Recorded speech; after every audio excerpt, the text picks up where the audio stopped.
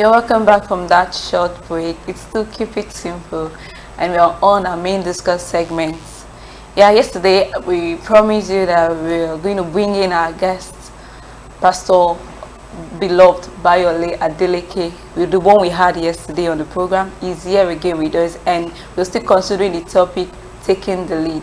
Yeah, in fact, yesterday was very, very phenomenal.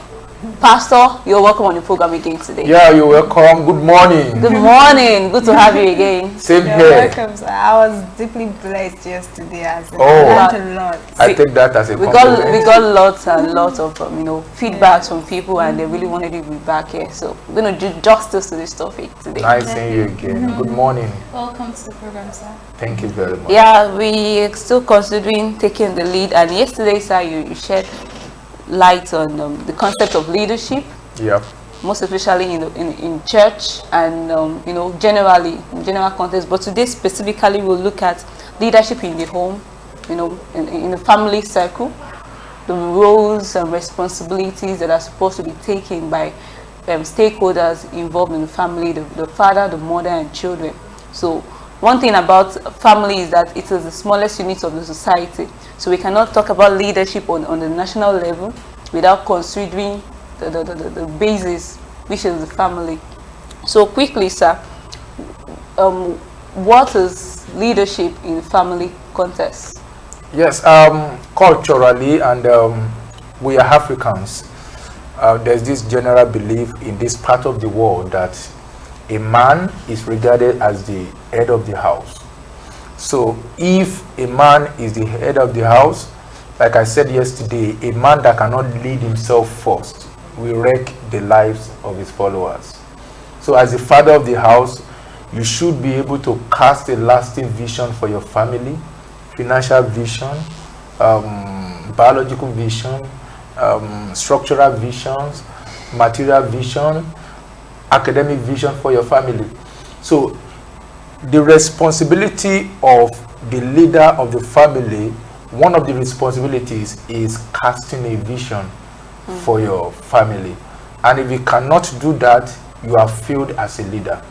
I said yesterday that a man that cannot first of all lead himself, what is the state of mind of the man?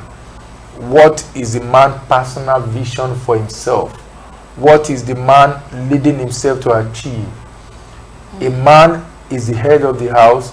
A man is the leader of the house. He should be able to perform at that level.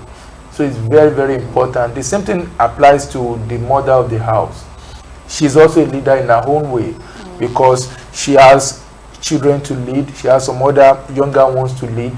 She should be able to lead them in the way she's supposed to do. And the first thing that both of them need to do is to first of all lead themselves. A leader must start by leading himself. A leader must start by leading herself. How do you do that? By knowing exactly what you want to do. By taking decision. This is where I want to get to, and I want everybody around me to get there, especially in the family. If you can get it right from the family level, every robber you see on the street today is from a family. Every prostitute you see in a brothel today, she's from a family. Everyone you see practicing legalism today, he or she is from a family. So the family, being the smallest unit of the society, needs to be given great consideration, because if we can get it right at that grassroots, it will go a long way to affect the national image. Okay, thank you for that, sir. I would like to ask that, being a father, looking at the economic situation of things in the country, sometimes the things that our parents or fathers, mothers, so to say, would have loved to happen in the family doesn't happen. And there are instances where, because of the financial constraint, probably the father lost his job or something, it undermines his leadership. The wife or probably the parents don't get to, obey his authority as a leader. What do you have to say about that?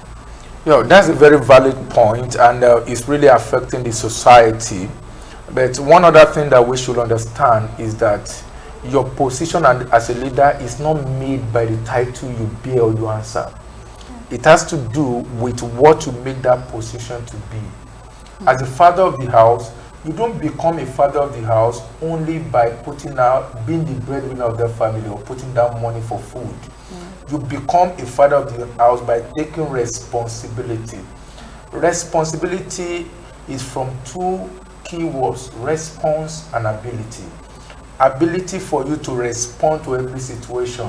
So losing your job has not dethroned you from the throne of being a father. I have seen some family in which the mother is the breadwinner of the family and nobody, no third party really knows what is going on in that family. It's a function of the ability and the skill of that father. It's very, very important. And anytime you see that as a leader, you are being deficient in one way or the other, like you just lose your job, that does not reduce you, that does not make you worse than being a father. The most important thing is that you just have to chicken it up, you have to get up, you have to be bold enough to start all over again. When people see that you are not lazy, you are not the lazy type, you are not one of the lazy bones, you are not going around to beg for food, you are still making effort. And sometimes when things like that happen, the best thing for you to do is to engage the power of unity. There's a law we call the law of synergy between the wife and the husband. Just come together, you agree together. This is a situation, we have to pray about it, because most times the spiritual controls the physical. So when you discover that things are not going on as expected, as a spiritual leader in the house, you should be able to engage divinity to attend to your humanity. And when you do that, this can be your starting point. Okay, let me pick from what you said, a spiritual leader. You know, not all parents, believe in God, or should I say they don't believe in that spirituality. So how does it work in this situation where the father or mother doesn't really believe that God can do anything? Yeah, I think we are living in a world where everybody has his own. There are three choices one make in life, and as a matter of fact, a father cannot make it for the mother cannot make it for any of their children. The choice of a savior is one of them, the choice of a career is another one, and the choice of a life partner. And the first and the most important thing is the choice of a savior, which I think is the aspect we are talking about. I think what you should do is that there must have been a common ground before they come together. Maybe they met when both of them were unbelievers, but now they are believers, or maybe the wife is now changed, she has converted, but the husband has not converted.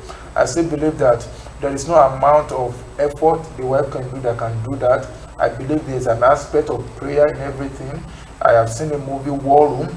You need to go to your war room and do the needful. You pray to God, you commit his soul to the hands of God, because the soul of the king is in the hand of God.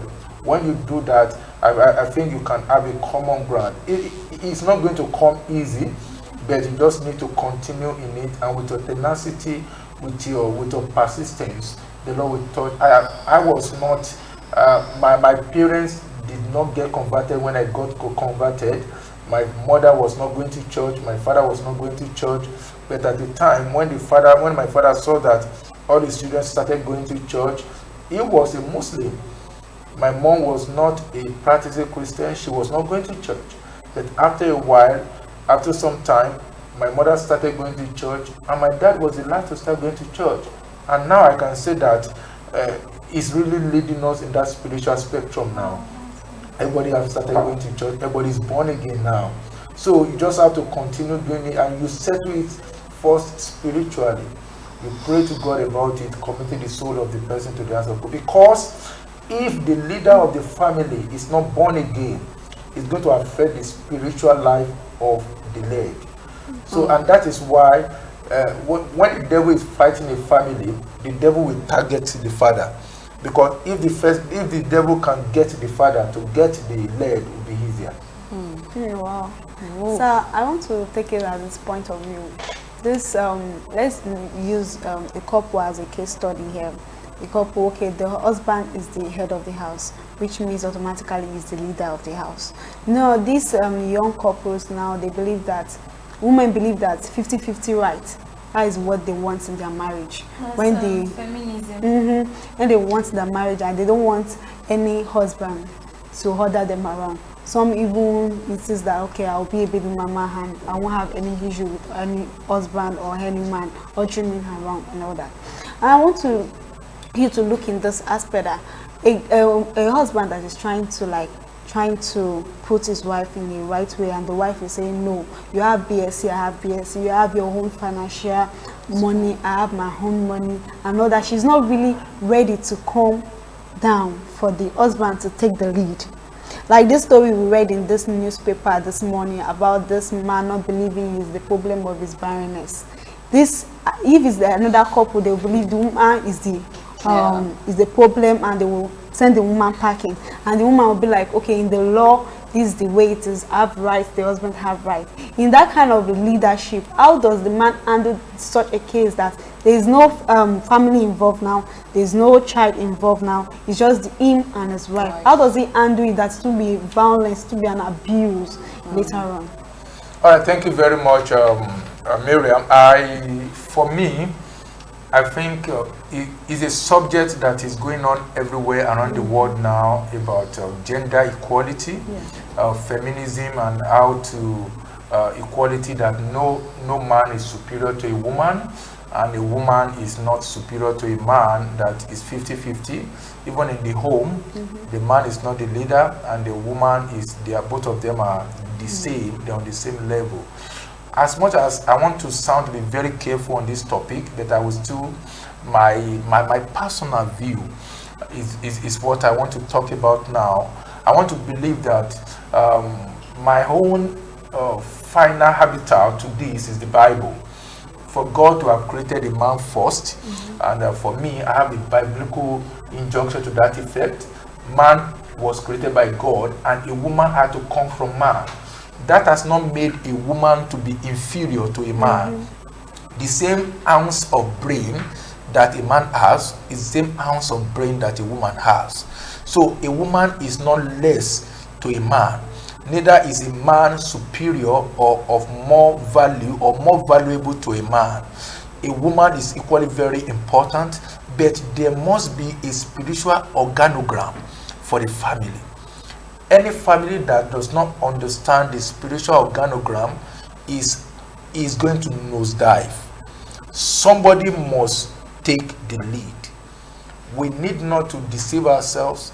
Somebody must always take the lead. And even if the man is assumed to be the head, the woman, for me, statutorily will be the neck. The head without the neck is good for nothing. So it's not that the head is superior to the neck, but both of them, they work together. Without a woman, there will not be procreation. There will not be children coming to the family. And without a man, a woman cannot produce baby on her own. So there is need for us to understand each individual roles in all of this. But the man is at the same time not a misogynist.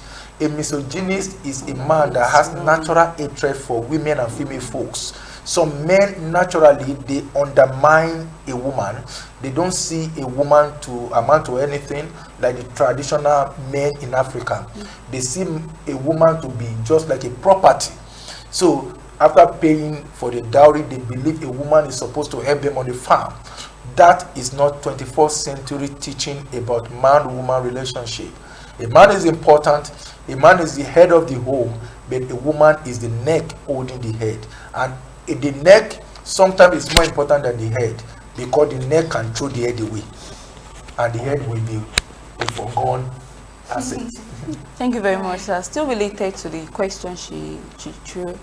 What do you have to say about this kind of family, this dysfunctional family whereby the man being the head of the family is not secured in his place, in the sense that he doesn't really want his wife to, pursue her career, pursue her dreams, her aspirations, and he's always nagging her, wants to always bring her low, like you should be the one doing everything, so your opinion should come second, you understand? Or in a situation whereby the woman is always happy when the man is laid back, like you would be at home with the children while I go work, because by so doing you will not be able to chase other women, or that kind of relationship where the man does not want the woman to advance in career, and the woman also wants the man to be kind of, I get you, laid back at home, that kind of thing. What would you suggest? Okay, for me, I think it happens a lot, and we have seen that in few occasions where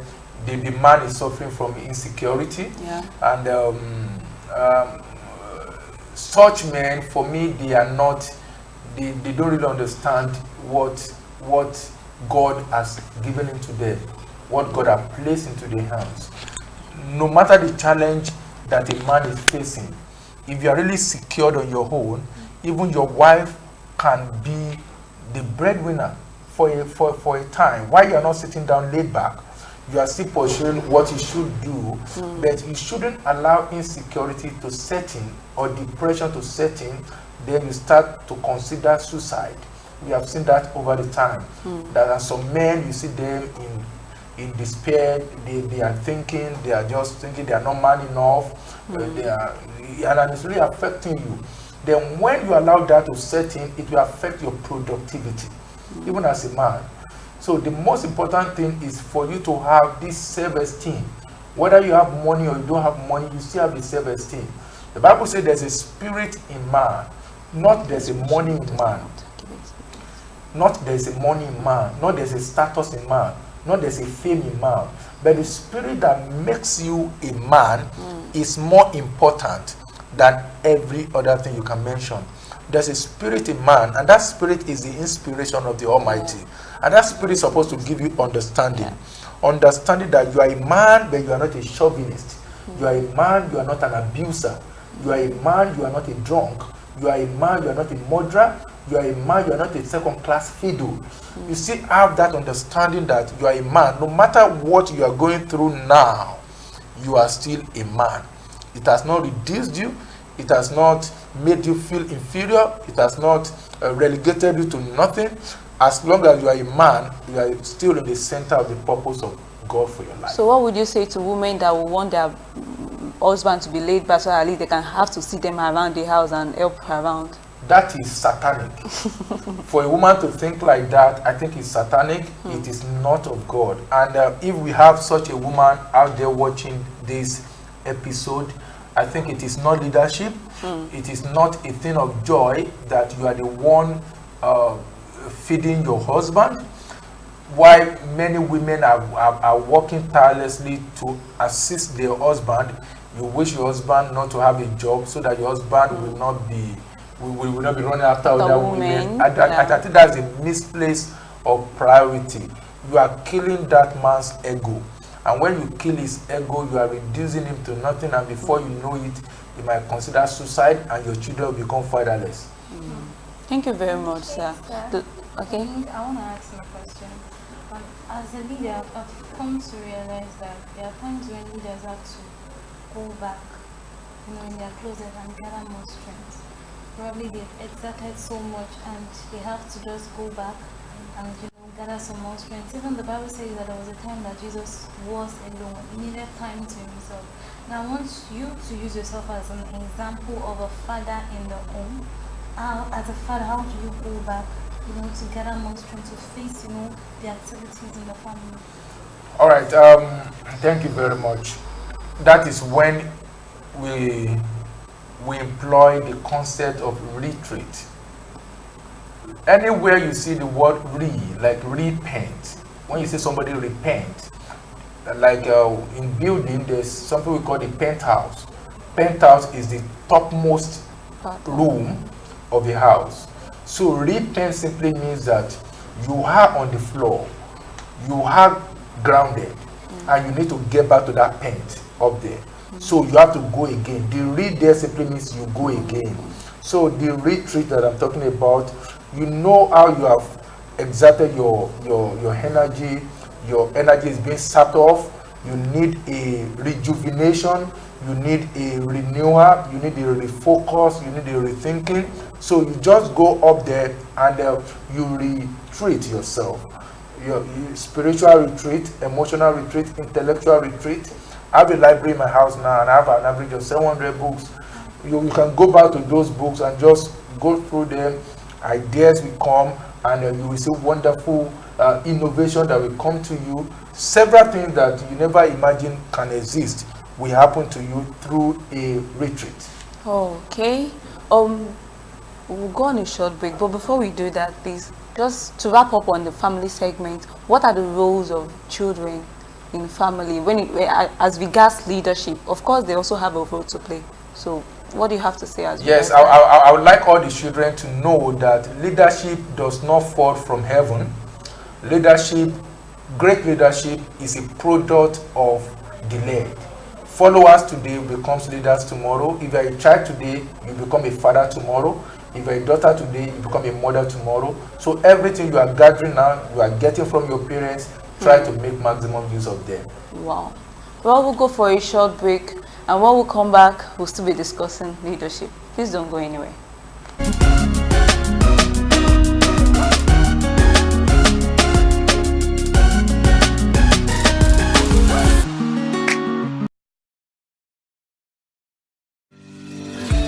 Know that the Lord, He is God.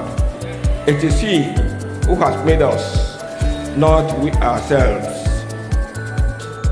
Be thankful to Him and bless His name. For the Lord is good.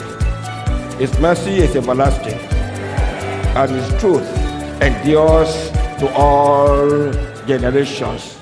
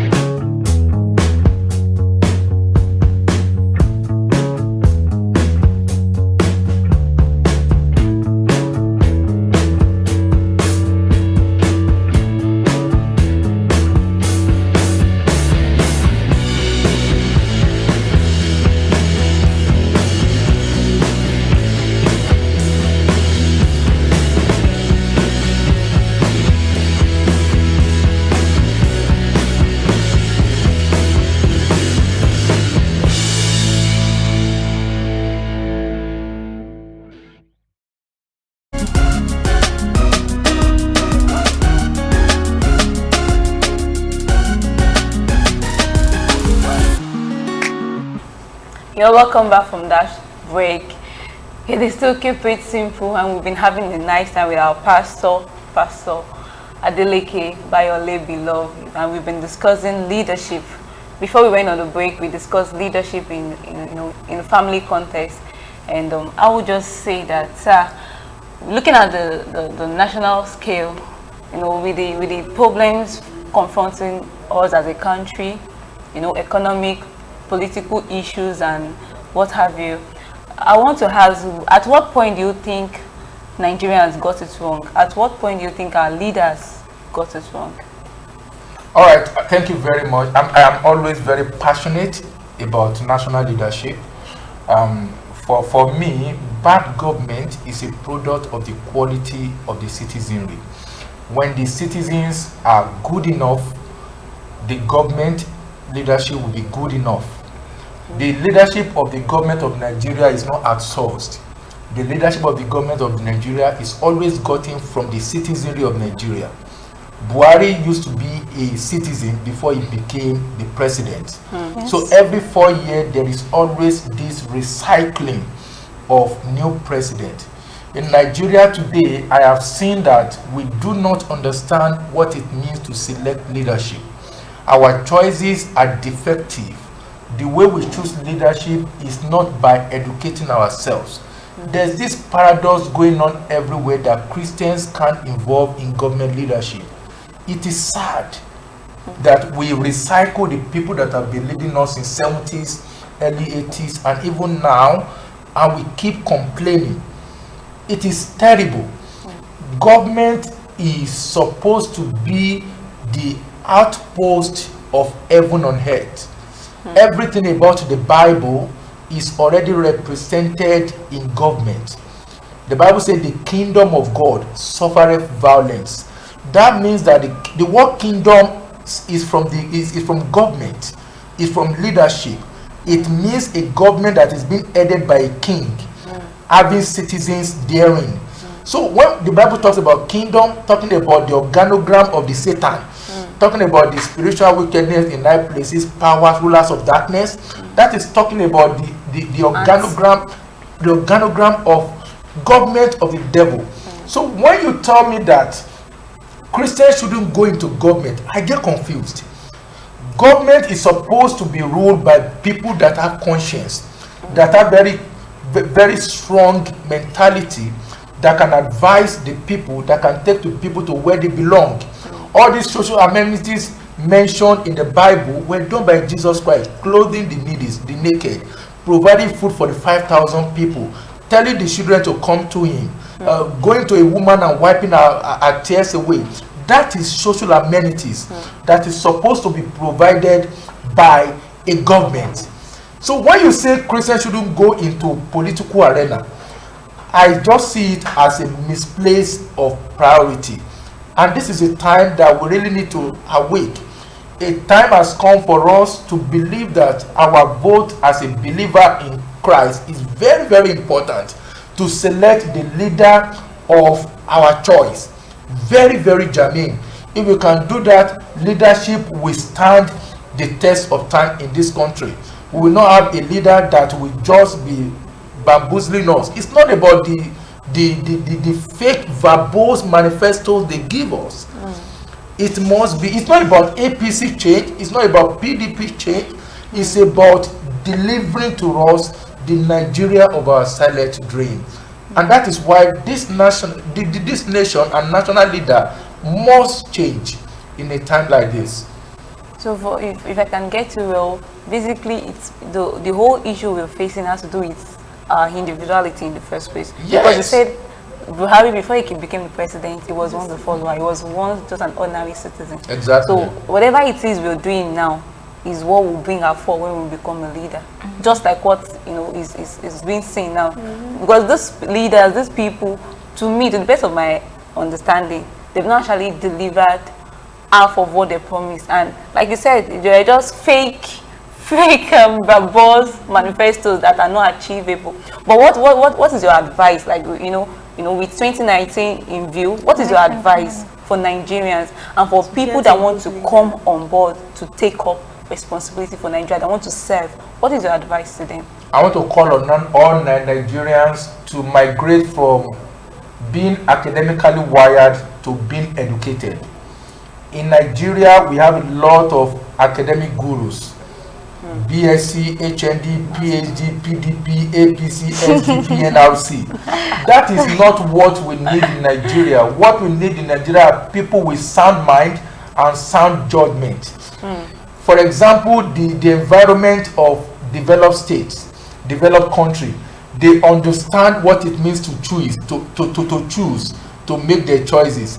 They can choose between good and better, between better and best. They have no problem in choosing. You know that if you choose an Obama, you have made a great choice. If it's a John McCain, you have made a great choice.